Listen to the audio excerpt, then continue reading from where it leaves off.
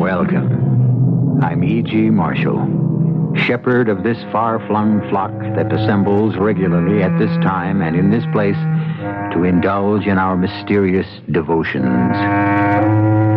While might may not make right, it can and often does make just about everything else.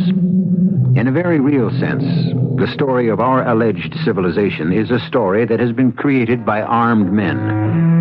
Although the eminent Mr. Bulwer Lytton may have said that the pen is mightier than the sword, it should be noted that he used a knife to sharpen his quill. And after all, when you come to think of it, our country, and practically every other country in the world, still spends more money for guns than for almost everything else put together. Any special orders today, Frank? Nothing. It's quiet. This should be one of them nice, peaceful days, a policeman's delight. Yeah, I hope so, Frank. Anything wrong, Eddie? Well, is it possible to know when the last day of your life has arrived? No, it isn't possible. I got this funny feeling. Yeah? Right now, if I close my eyes, I see myself walking a beat. A guy with a gun is running out of a store. I yell, halt. He turns, he shoots at him. You want to go on sick call? No, I get this feeling every day. Eddie, you're the most sensible guy in the precinct. It's just a crazy feeling. And it always passes. Except today. Except today, what? Nothing. Nothing. I'll be okay. I know I'll be okay.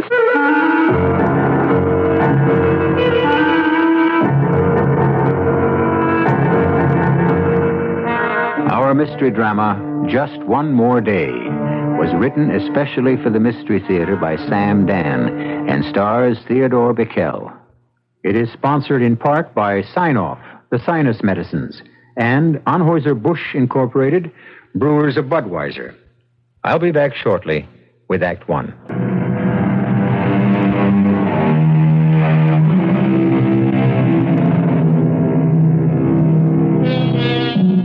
His name is Edward Mason, and this is the early morning of a very special day in his life. To each of us, there comes a final day, from time to time. A last day, a day which marks a divide. And today is one of those special days for Eddie, because it is the last day that Eddie will spend as a police officer. This is the 9,855th day that Eddie has been on the force, and it marks a total of 27 years. Every routine act that Eddie performs today is something that he will do for the last time. Checking in, standing muster, walking his beat, making his reports, and checking out. But today, there may be one act that Eddie will be called upon to perform for the very first time in 9,855 days. For the first time in 27 years. Morning, darling. What are you doing so early? Oh, I heard you stirring around. Sorry I woke you. So I figured I'd come out to the kitchen and put up the coffee. Yeah. Oh, what's the matter, Eddie? Oh, nothing. Same dream, huh? Yeah, same dream. I've been dreaming that dream now for, I guess, for the last 6-8 months. But it's never been so real. You know what you ought to do with that vivid imagination of yours, Eddie? I'm sitting in Mom's candy store, eating a dish of ice cream, vanilla, with strawberry syrup. You should become a writer, Eddie.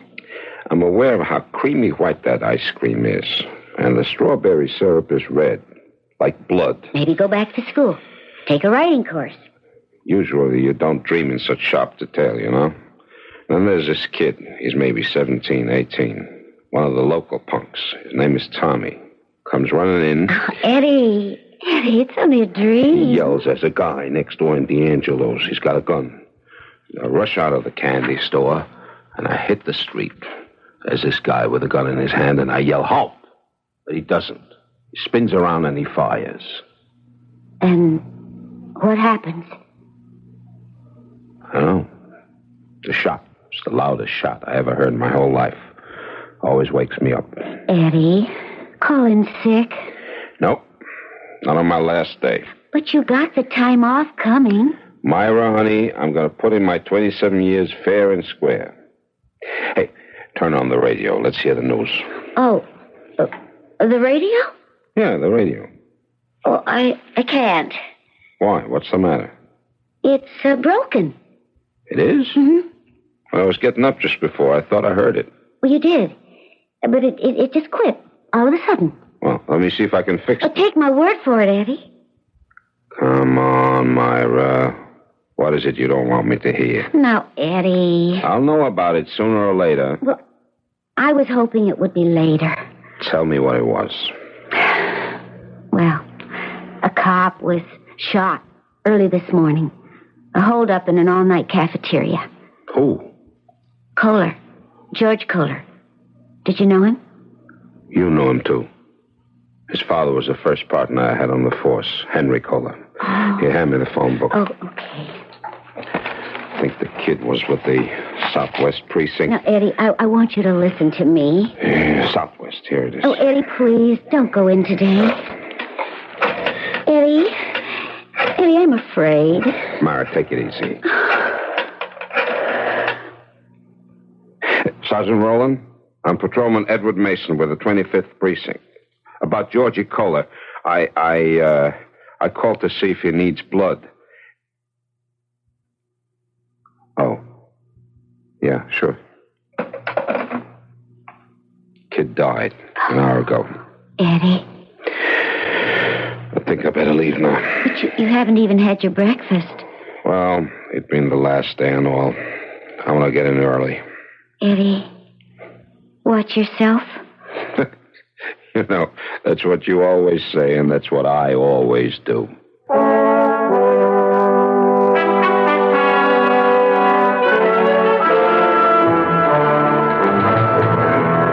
I thought sure the captain was going to make a little speech this morning. About what? Oh, about this being your last day and all. Yeah, well, I asked him not to. I'll miss you, Eddie. I'll tell you.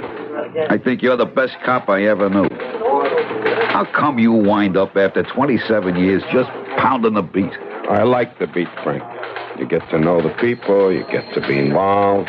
That's where I disagree, Eddie. It's a job. All I want to do is put in my 8 hours and get home. Especially now I'm getting married. Congratulations, Frank. Look at what she gives me for a wedding present. She says to me, honey, I want you well taken care of. Well, I must say, it's an unusual gift, a revolver. How can you just call this a revolver? It's like calling the Mona Lisa a picture. It's a custom-made 38 special. That butt isn't mother of pearl. It's pure ivory. The engraving. It's a work of art. Feel the balance. Here, trigger it. What do you say?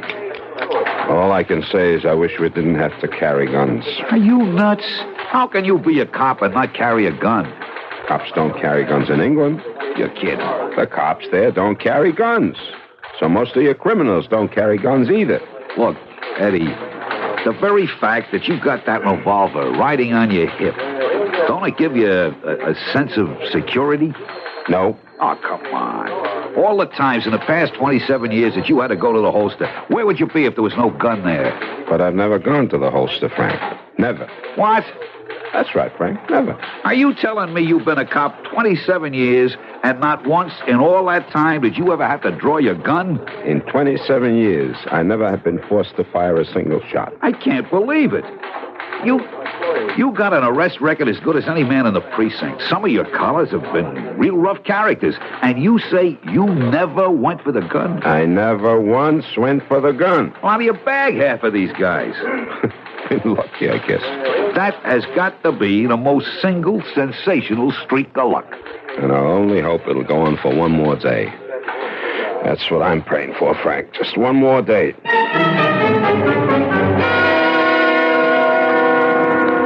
Hello, Tommy. Yeah. What do you want, copper? What do you want, Tommy? Well, it's a public street, ain't it? No, not exactly public. It's an alleyway used as a loading dock for this warehouse. You got any business here? Well, I'm just passing through. You wouldn't by any chance be casing the joint. Me? Figuring on maybe a little break and entry tonight. Would you stop me like this if I was a rich old guy? Now, you see, it's the poor and the downtrodden that get pushed around by the law. Against the wall here, Tommy. What do you want to frisk me for? I'm clean. Not quite, Tommy. How about the shiv? Well, I got to protect myself, don't I? The law will protect you, Tommy. Well, I'll just hold on to this, and you won't be tempted to get into trouble. Is that all, Santa Claus? Why don't you go back to school? Get yourself an education. Are you for real? It's the only way, Tommy. You're breaking my heart. Don't you want to get anywhere? No, sir, not me. Why not? Well, I guess I'm like you, Eddie. Where did you ever get? You put in 27 years and you're still a uniform cop. Now, I could understand it if you were making money down here. But you're too dumb to even shake down the storekeepers. Okay, punk, beat it. I understand you're retiring tomorrow, Eddie, and all you got is your pension. And you're telling me to be smart? I said beat it.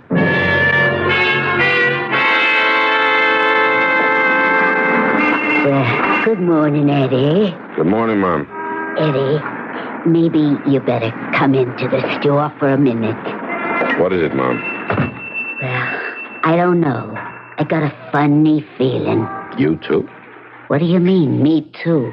What? Nothing. I was opening up the store this morning. You know, Benny's got the sciatica. Hey, did he go see this doctor I told you about? Did he ever go see a doctor in his life?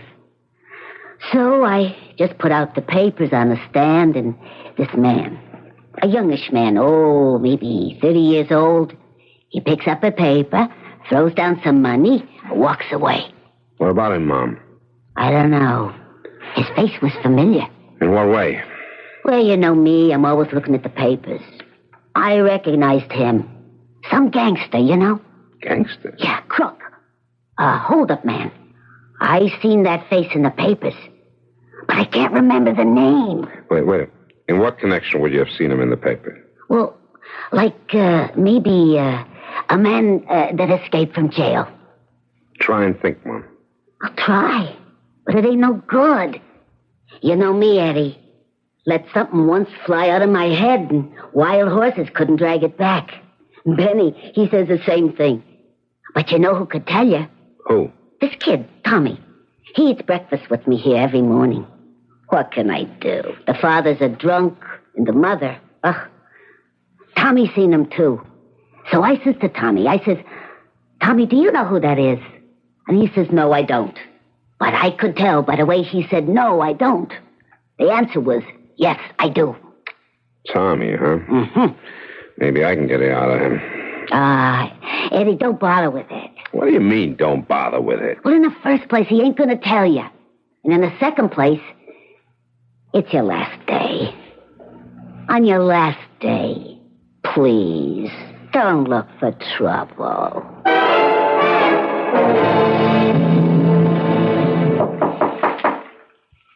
Come on in.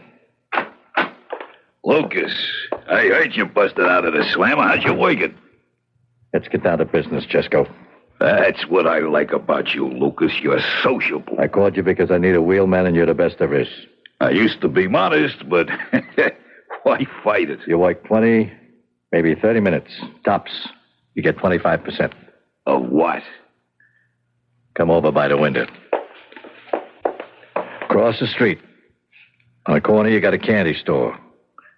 Next to it, see the sign? D'Angelo's Jewelry. That's it. You mean you want to knock off a jewelry store, a little neighborhood ice parlor? Well, it's been great talking to you, Lucas. See you around, if the fuzz don't bag you. What's wrong with it? What's wrong with it? What do you think he's got in there, the Koh-i-Noor diamond, for crying out loud? All right, say you can empty him out. What do you get? A bag full of cheap rings and watches, and you got to fence every penny, and pennies is all a fence will give you.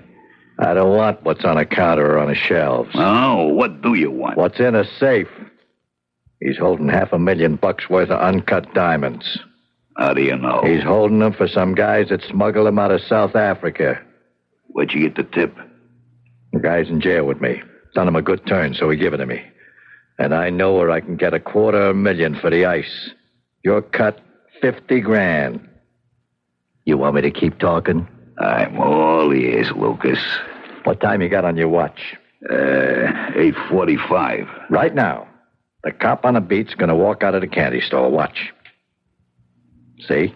Yeah, there he goes. He's gonna go in the jewelry store. See? And he'll be there exactly 2.5 minutes. How do you know? I've been watching this cop 8 hours a day for more than a week. I know every move he makes. I know where he's gonna be every minute. Now, that's good. Biggest problem you got on any job is a cop who comes blundering along out of nowhere. Don't you worry about this cop. He just ain't gonna be no problem at all.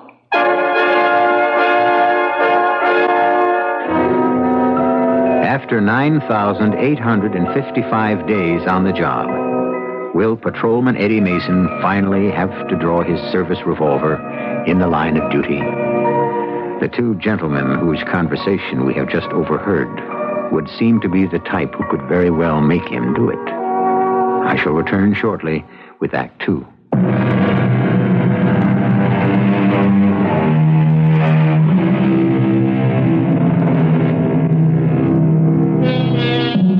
I am the master of my fate, says the poet.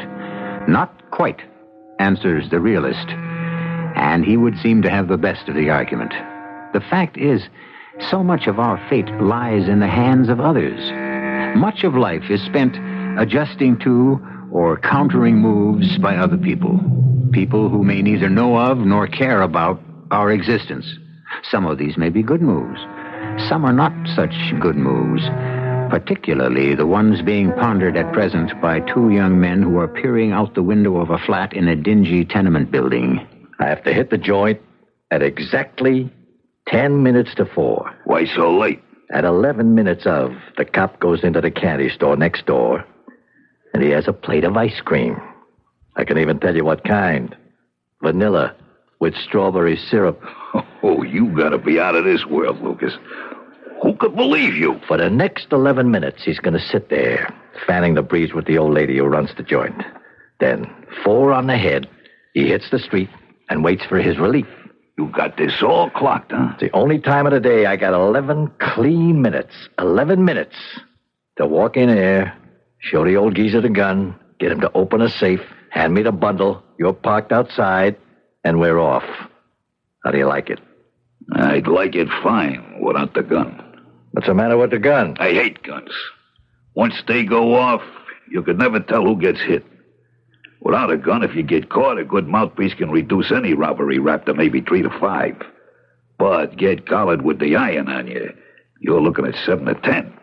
Kill somebody, you're buried for 20 or 30. All I want the gun for is to scare him with. Okay. You see that fire plug 20 feet down a block? That's where I'll be parked so I can count on an open space. I'll come barreling out of there. Have that engine running. Nobody ever complained about my work yet. Look, you're getting $50,000 for this. And I'm worth every penny. So I'll be waiting for you anytime between 3:50 and 4 p.m. See you. Hey, where you going? Well, I gotta steal a car. Nice little sedan. Okay, we got a deal. Yeah, we got a deal. As long as I don't hear no shooting. I am very nervous. I have been known to panic at the sound of gunfire. I forget why I'm there. I just hit that gas pedal and I fly. I said there won't be no shooting. How many times do I have to tell you? If you mean it, you only have to tell me once.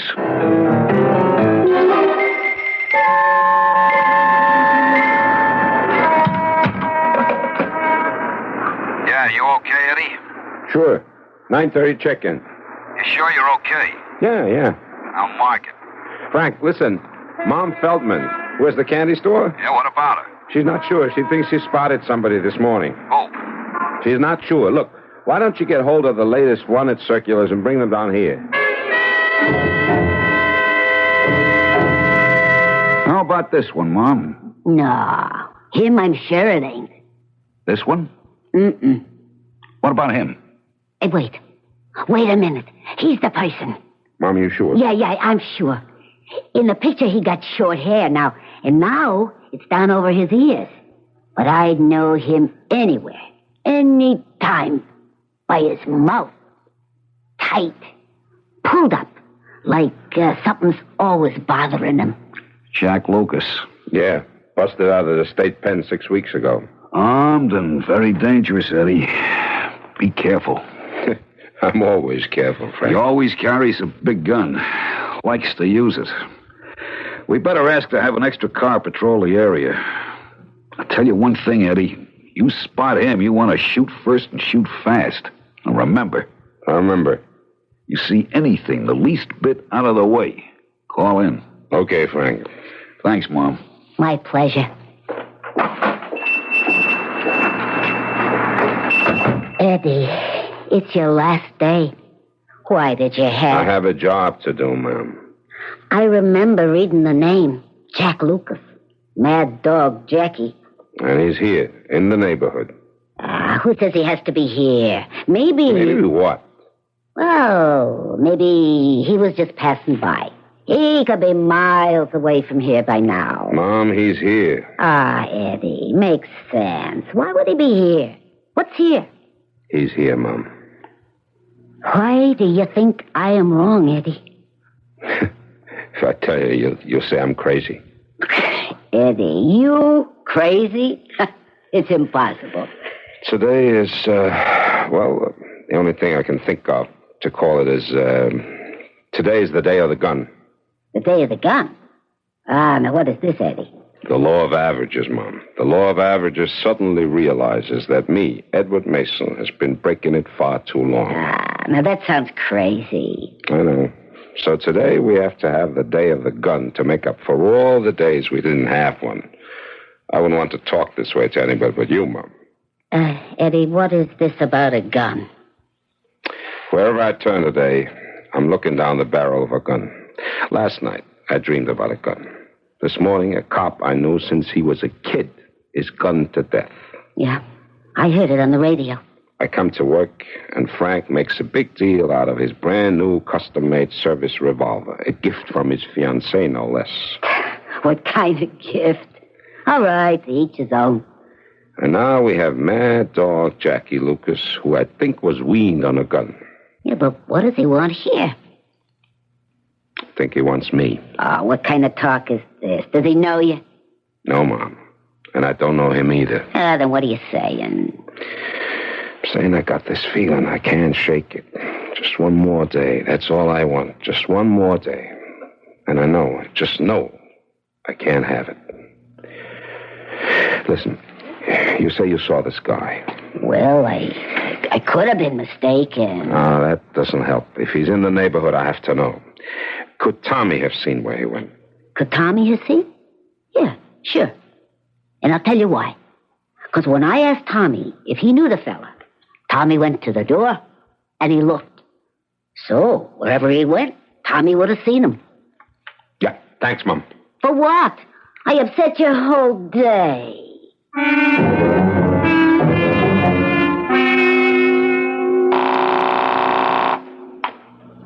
Hello, Eddie. How do you know it's Eddie? Oh, I was just sitting here wishing and hoping and praying you'd call. I guess it's what they call ESP. I just want to let you know it's 12 noon and all's well. How do you feel? Just great. Oh, it's so hard to believe. You only have 4 more hours to be a police officer. We got to eat out tonight and celebrate. We've been invited out. Yeah? By who? Oh, some old friends. Eddie? What is it? I was going to suggest something, but I know you won't do it. Honey, you know I'd do anything for you. Well, I wish that you'd call in sick and come home right now. Ask me something else. Eddie, watch yourself. That's what you always say, and that's what I always do.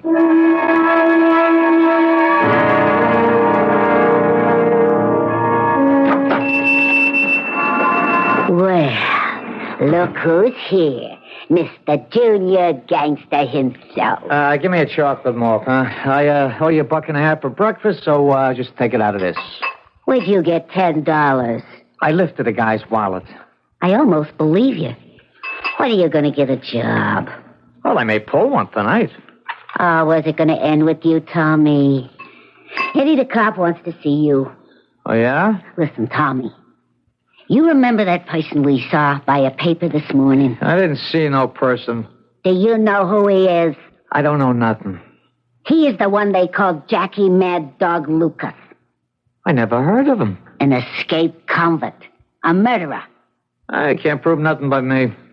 Tommy, if a person like this is in the neighborhood, Eddie should know about it. A lot of things Eddie should know, but he's a chump. Eddie's a good cop. There ain't no such animal as a good cop. Don't you talk that way about Eddie. Was there ever a hungry person on this block? Eddie'd buy him groceries. And your own father. How many times does Eddie carry him upstairs when he's dead drunk? Why don't Eddie mind his own business and leave the old bum in a gutter? Tommy, you can't say that about your own father. Even if it's true? Believe me, Eddie's on your side. Hello, Tommy. Well, look who's here. Old Santa Claus in a blue coat. Here, what happened to your whiskers?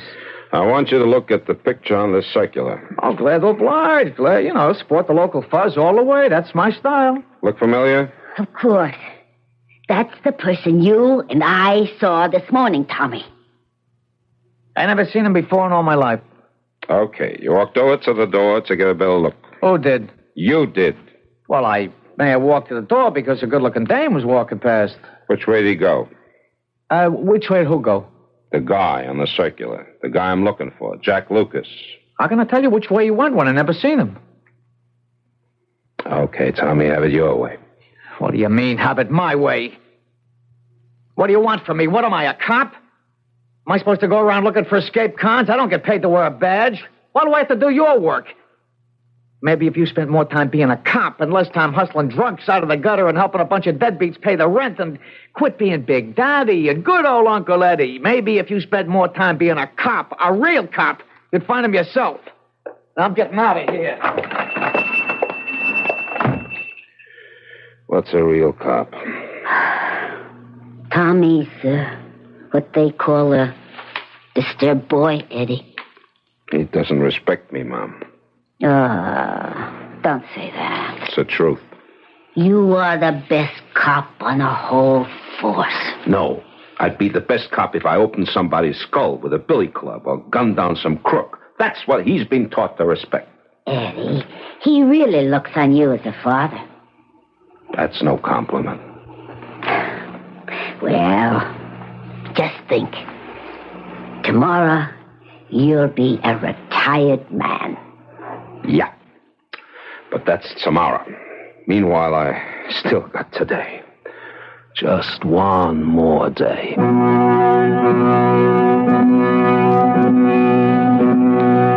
Long ago, a poet wrote, "Be the day short or ever so long, it creepeth at last to evensong." And the longest day for Patrolman Edward Mason also creeps reluctantly to its close. But before it ends, finally, a certain event is scheduled to take place. And looking at it analytically, there are three possibilities. A, it will be canceled. B, it will be postponed. C, it will happen. I shall return shortly with Act 3.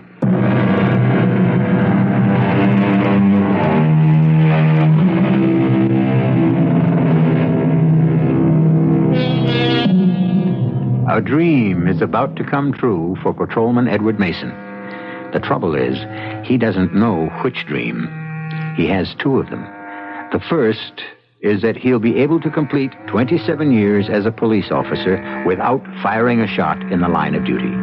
And the second dream is that he won't. It is now 2 o'clock in the afternoon of his last day on the force, and he has 2 hours to go. All 27 years are now compressed into 2 hours, 120 minutes, 7,200 seconds, and Eddie can feel the beat of each of them. Ah, Eddie. Mom says you wanted to see me, Jimmy. Eddie. Look at you. I don't know. Should I laugh? Should I cry? Well, do both, Jimmy. See which you like better. I cry because 27 years, Eddie. Where did it go? Search me. But I laugh because tomorrow you are a retired man, a free man. And then I cry because I lose an old friend. How can you lose old friends? Eddie, we're going to have a wonderful dinner tonight. Tonight? No. I think my wife said we were invited to... Sure. We fixed it with Myra. There's going to be a big dinner in Clancy's restaurant for you. For me? Everybody's coming. Mama Feldman and Schmidt, the butcher, and Pedro and Jerry, the plumber. The whole neighborhood. Oh. It's supposed to be a surprise. Oh, I shouldn't have told you. Don't ask me why I told you. Okay, Jimmy, I won't ask you. I don't know why I told you. I don't know what got into me. I just want to make sure you knew how everybody here feels about you. Huh? It's just... Look, you're a cop. You understand. Any minute, some bomb, some gavone. You know how it is. I just felt I had to tell you. I understand. Let me tell you the rest. You got to promise to act surprised when you get it, huh? When I get what? Yeah, I got it here in the drawer. It's the watch. Oh, hey, that's... See what I engraved on the back, huh? It's my finest work. To Edward Francis Mason, Eddie, a man of the law. I'll put it back until tonight. Jimmy, what do you got in that drawer? A revolver, Jimmy. What? I got a license for it. Why? Eddie, times have changed. I know, but you can't change him back with a gun. Nobody gonna come into my jewelry shop and hold me up. You want to get killed? Jimmy, what's gotten into you? That gun, it won't settle anything. It'll maybe settle a few crooks. You show the gun, you force them to kill you. These animals today, they kill you anyhow. Believe me, Eddie, you're getting out just in time. You're not a cop for today. Promise me you won't do anything foolish. How can any human being make such a promise, huh?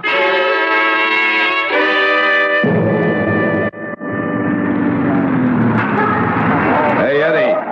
What's up, Frank? Nothing. Rose in the neighborhood. So's Rogers. Anyone spot anything? Not a smell. Lucas is here. He's sacked up tight. I'll keep looking. Just think, Eddie. 40 more minutes. You're out of it forever. Why? Is it 20 after 3 already? As if you ain't clocking every second. I would say you're over the hump. 20 after 3. One more turn around the beat, and then I hand it over to Smitty. Between you and me, Eddie, I don't think Mom actually seen this mad dog Lucas. Or if she did, he was just passing through. Yeah, see you back at the station house. Okay. And Eddie, keep your eyes open, huh?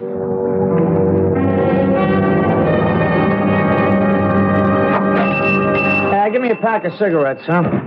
Tommy, you want to come to the dinner tonight? Me? Pay $5 to eat with a cop? I'll pay for you. Why don't you get off my back? Who's bothering with you? And don't ask me if I seen this guy. Who's asking? Because the answer is no. You got a phone booth? Right in the back. Thanks.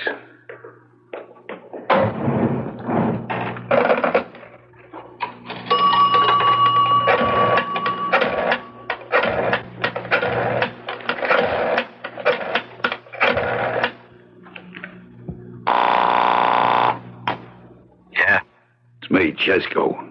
I'm in a candy store. You set? You look out of the window with the black two-door hardtop near the fire plug, you'll see I'm set. Listen, I want to ask you something. Is there a chance somebody could have fingered you? What do you mean? I mean, your picture's been in the paper. You could have been spotted. No way. And what was the prowl car doing outside? When? 2 minutes ago. The cop in the car was talking to the cop on the beat. Could they been talking about you? No way. You didn't say nothing about prowl cars. I thought you had it locked. I do. That was the 320 checkoff. What, 320 checkoff? 20 minutes after every hour. A car comes down the street. I told you.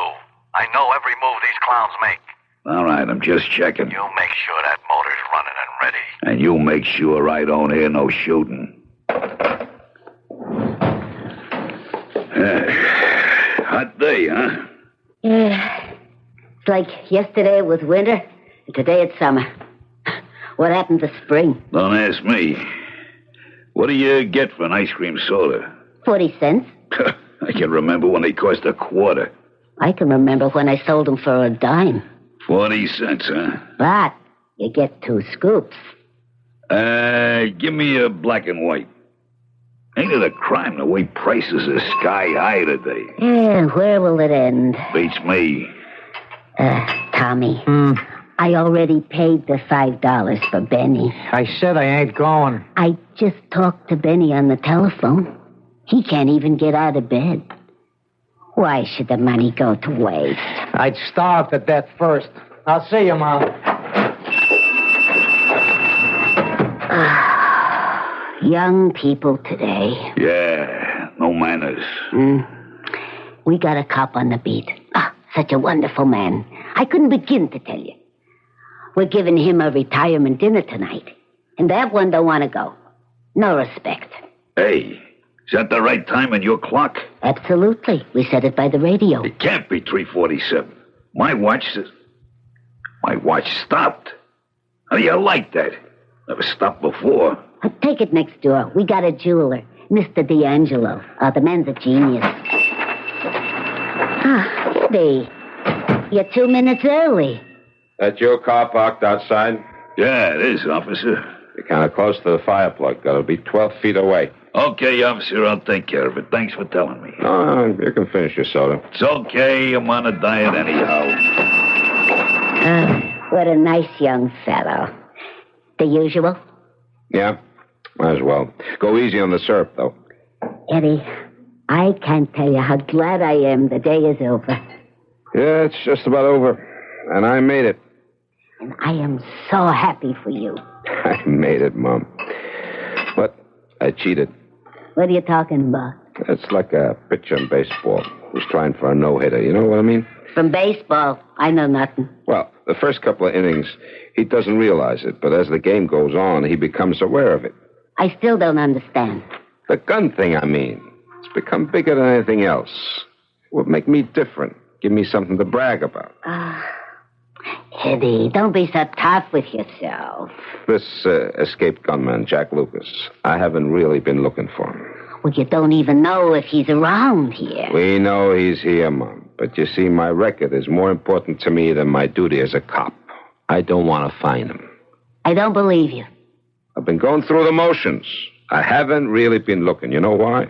Because if I find him, I know I'll have to shoot. So I'm sweating out 4 o'clock, and 4 o'clock is 8 minutes away.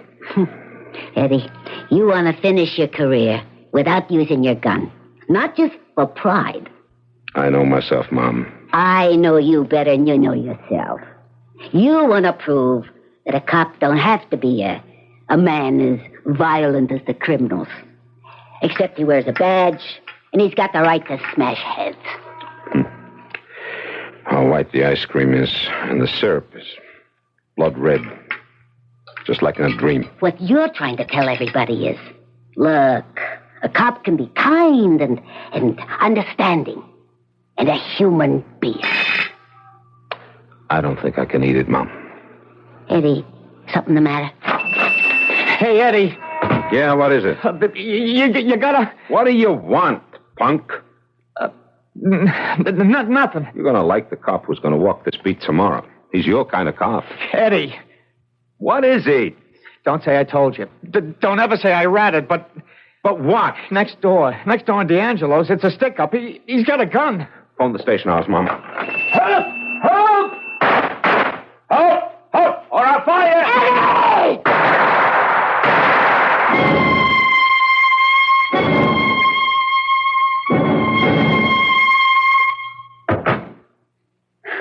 Eddie? Yeah. It was on the news. I heard. Frank called me, and the sergeant. And Mom. D'Angelo. He's dead. Oh, no. You see, he was willing to give up the diamonds, but... But what, Eddie? He wouldn't let the hood take the watch. Oh. This watch. Read what it says. I know what it says. I killed the guy. I know. He fired first. That's what everyone says. He's 32 years old. Spent 12 years in jail. He had to end like this one day. He was searching for this day. He was waiting for it. That's right, Eddie. Listen, I told the commissioner that since I'm still under 50, I can put in 30 years instead of 27. All right, Eddie. They need me on that beat. You don't mind, Myra? I don't mind. They need you, Eddie. See what it says? To Edward Francis Mason. Eddie, a man of the law. Guys like you are few, far between. Nah, there's lots of guys like me. Guys who pray for just one more day. Well, just because I didn't get it, don't mean I have to walk out. I'll just start all over again.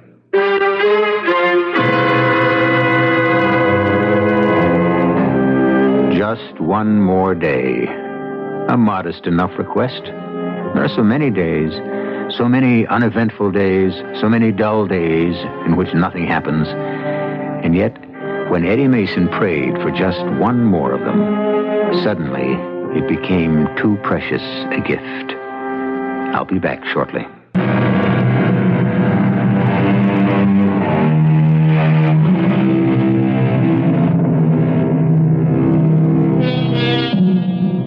Because they come and go without effort, without notice, because one follows another swiftly and regularly, do not take your days for granted.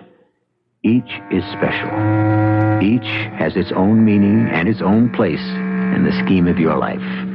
Each one, added to the other, shapes the meaning of your existence. And hopefully, you will always be able to ask for and receive just one more day of whatever it takes to make you happy. Our cast included Theodore Bickel, Evie Juster, Jackson Beck, Ken Harvey, and Jack Grimes. The entire production was under the direction of Hyman Brown. And now, a preview of our next tale. I spend almost every other weekend down here. Oh, I love it. It is garish, though, Mad, don't you think? Of course. That's what makes it delightful. Madge. Yes? Look, in the front of that shop. The pictures. What about them? I've got to have a closer look. And what's the hurry? What is it? Look at this painting, Madge. Oh, yes. You see it, too. Well, Anne, no, really, it's a good likeness. But even to the little mole on his neck. Oh. Madge, this is a painting of Roger. An exact likeness. And look at the date below the artist's name. August of this year. Yes, I see. That was 3 months after the accident. Radio Mystery Theater was sponsored in part by Anheuser-Busch Incorporated, Brewers of Budweiser, and Sign-Off, the sinus medicines. This is E.G. Marshall inviting you to return to our Mystery Theater for another adventure in the macabre. Until next time, pleasant dreams.